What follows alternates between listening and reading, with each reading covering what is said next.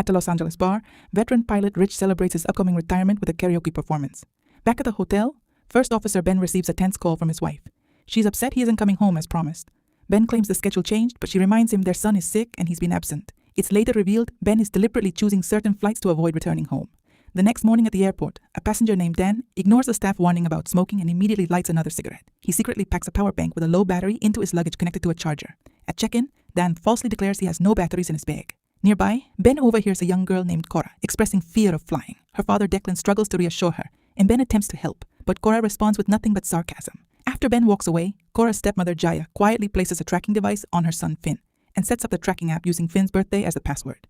At the gate, esports player Lily accidentally bumps into Hutch, an arrogant wrestler who immediately begins mocking gamers. Hutch escalates the confrontation even when Lily pushes back. Team leader Sam steps in to defend her, but Hutch's coach intervenes before things get physical. When Sam and Lily try to board, Dan rudely cuts in front of them. In the cockpit, Ben flags a poorly functioning fan in the technical report and recommends delaying departure until it's repaired. Rich simply resets the fan with a button and clears the flight anyway. When Ben runs additional checks on the flaps, Rich dismisses him for being overly cautious. After takeoff, Rich lightheartedly acknowledges that his scolding probably made Ben want to confront him. That same tendency got Ben removed from the Air Force and has kept him from reaching captain rank despite his experience. Mild turbulence briefly shakes the cabin before settling. Passenger Matt can't stop staring at flight attendant Zoe, and his companion Becky bluntly tells him he's out of her league.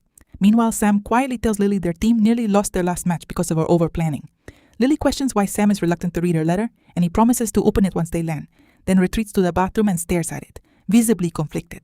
Declan urges Cora to be more welcoming toward her new family, but she ignores him. When Declan and Jaya begin kissing, Cora reacts with exaggerated disgust. The couple heads to the bathroom together, leaving Finn unattended. When Finn's tablet dies, he goes looking for his parents. Cora dismisses him by saying they're at the back of the plane. Finn wanders off and gets lost. Matt spots him and invites Finn to sit with him. Meanwhile, Cora begins to feel isolated and knocks on the bathroom door looking for her parents. In the cargo hold, Dan's hidden power bank overheats and catches fire. The blaze quickly spreads to surrounding luggage. An alarm triggers in the cockpit. Ben activates the fire suppression system, but it performs poorly. He contacts air traffic control and receives clearance to divert to the nearest airport. 2 crew members enter the cargo hold with extinguishers, but the fire is already beyond their control. The plane jolts violently, causing the cargo container to roll into gas tanks. A small explosion engulfs the hold in flames, and a pressurized tank is blasted through the fuselage wall, breaching the hull. As the plane plunges rapidly, the tank tears through the cabin floor and ricochets through the passenger area, fatally striking one passenger. Jaya and Declan slam into the bathroom mirror. The cabin depressurizes. Loose objects become projectiles, injuring multiple passengers. Cora is nearly sucked out through the breach, but Lily grabs her just in time. Everyone reaches for oxygen masks, except the unconscious Jaya and Declan.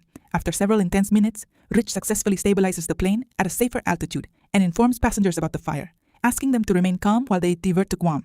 Sam exits the bathroom and tries to return to Lily, but Zoe directs him to the nearest available seat for safety. While Zoe is occupied, Dan slips into the bathroom to smoke. Cora tries to go searching for her parents, but Lily firmly stops her. The cargo container is then sucked out through the breach and strikes one of the engines, igniting it. Panic spreads through the cabin. Zoe redirects Dan back to his seat. The burning engine eventually detaches, tearing a hole in the cabin wall and pulling several passengers still in their seats out of the plane.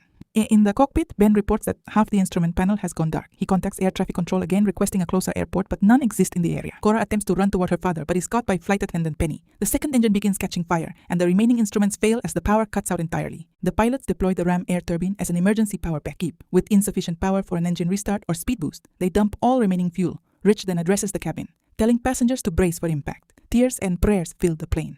As the aircraft descends rapidly, Ben and Rich argue over the best landing approach. When Ben raises the risk of a cartwheel crash, Rich concedes and agrees to Ben's method. Drawing on decades of experience, Rich works to maintain control of the stricken aircraft. The plane successfully ditches on the ocean surface, but continues sliding until it strikes a coral reef. The impact splits the aircraft into multiple sections. Debris injures and kills passengers, and moments later a massive wave crashes into the wreckage, flooding the cabin and taking more lives. Wreckage, fire, and bodies drift across the water. A small number of survivors surface, crying out for help. Lily swims hard until she reaches a piece of debris. Then a shark seizes her leg and pulls her under. She fights free and hauls herself onto the floating wreckage.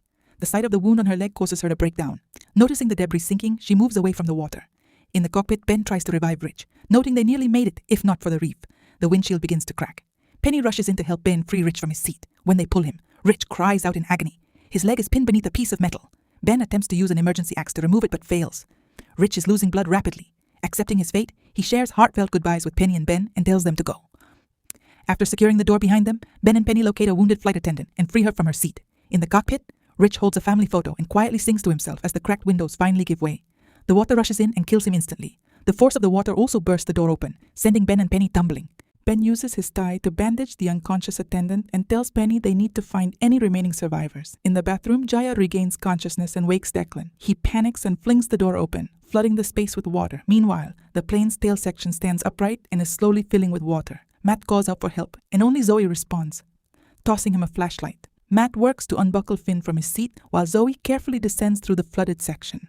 Bodies floating in the water startle her repeatedly, but she eventually reaches the bottom. Matt and Zoe discover that Becky is alive, just unconscious, and shout until she wakes up. The group must now climb upward to stay ahead of the rising water. At the top, Matt nearly opens the exterior door.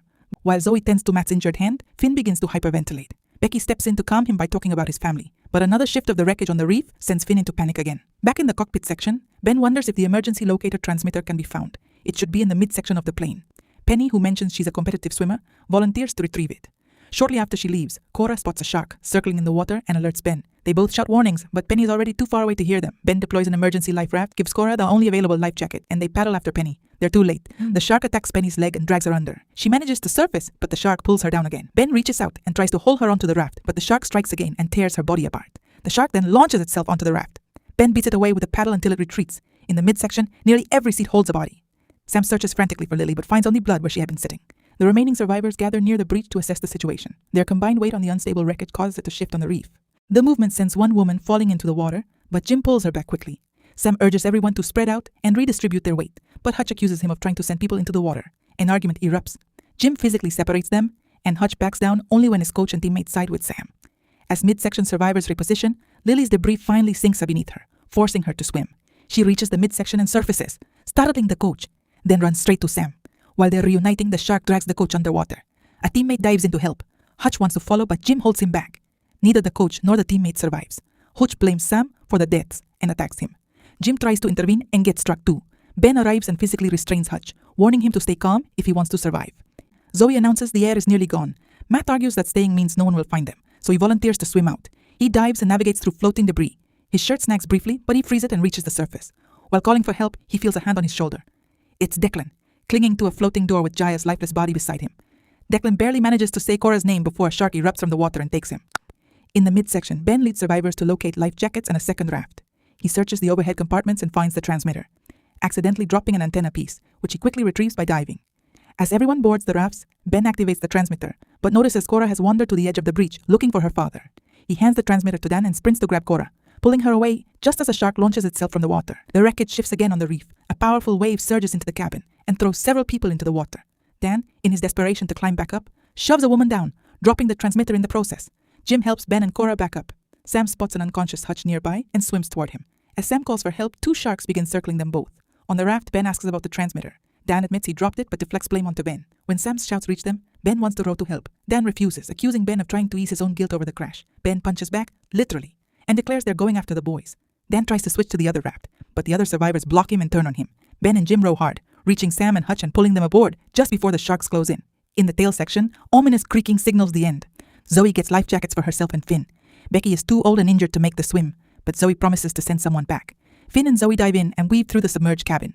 A floating body briefly startles them and costs them some air, but they reach the surface. They find Matt's body floating nearby. Zoe spots a packed raft container and deploys it. As she lifts Finn toward it, a shark bites her and drags her under. She fights free and the two finally scramble onto the raft together, but Zoe collapses from blood loss. As Finn screams for help, a shark begins ramming the raft until Finn is thrown back into the water. On the other rafts, Lily hears something and looks up. A plane is passing overhead. Everyone shouts and waves desperately, but the aircraft flies on without stopping. Hours pass. The water inside the tail section has nearly finished rising. Becky, knowing she won't make it, takes out a photo of her granddaughter and says her goodbye, grateful for the joy the girl has brought her life. After nightfall, a rescue helicopter begins scanning the crash zone. It detects a Chinese fishing trawler nearby and radios the crew for assistance. On the rafts, Hutch quietly thanks Sam for coming back for him and encourages him to tell Lily how he feels. Sam explains that team rules prohibit relationships between members, but Hutch dismisses the rule as one nobody actually follows. Cora sits in grief, mourning the loss of her family. Ben gently reassures her that those she's lost will always be with her and shows her a photo of his own family. The helicopter finally locates the group. Ben fires signal flares to improve visibility. A rescue diver begins descending toward the water as the survivors frantically try to warn about the sharks, but the diver can't hear them and hits the water. She's attacked immediately. The helicopter attempts to winch her out, but can't get her clear until the shark releases its grip.